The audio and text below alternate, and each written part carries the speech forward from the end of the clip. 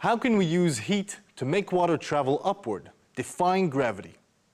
Well, to view this phenomenon, we'll need to use the following materials: a Novalink data logger and the Multilab software, a pressure sensor, a temperature sensor, a Bunsen burner with a mount or electric hot plate, 250 millimeter heat-resistant flask, an open container holding at least 500 milliliters of water, a Fourier Pressure Kit, and, of course, safety glasses.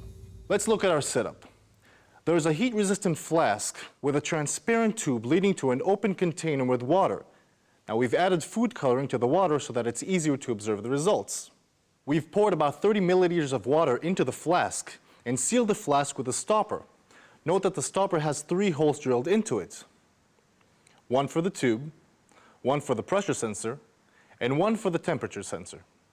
In Multilab, set the sampling rate of both sensors to 25 samples per second and set the number of samples to continuous mode. Now we're ready to start. Let's turn on the Bunsen burner and heat the water until it boils.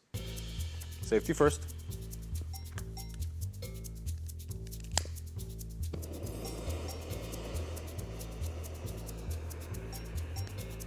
As the water begins to boil more vigorously, turn off the Bunsen burner and let the flask cool.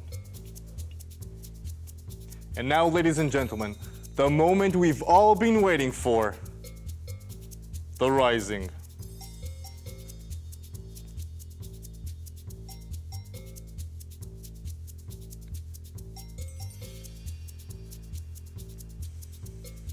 Wow.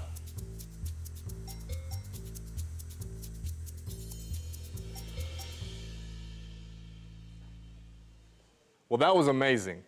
But what made the water defy gravity and move upward into the flask? Let's look at the graph of the temperature and pressure data. As the temperature of the flask decreased, the pressure inside also decreased. But why? When the heat was turned off, the flask began to cool. Then the water vapor condensed into tiny droplets, leaving a vacuum in its place, lowering the temperature. The environment surrounding the open container is in atmospheric pressure, which is higher than the pressure inside the flask. This difference in pressure causes the water to be pushed upward and into the flask. Well, after all this pressure, I think I need to relax.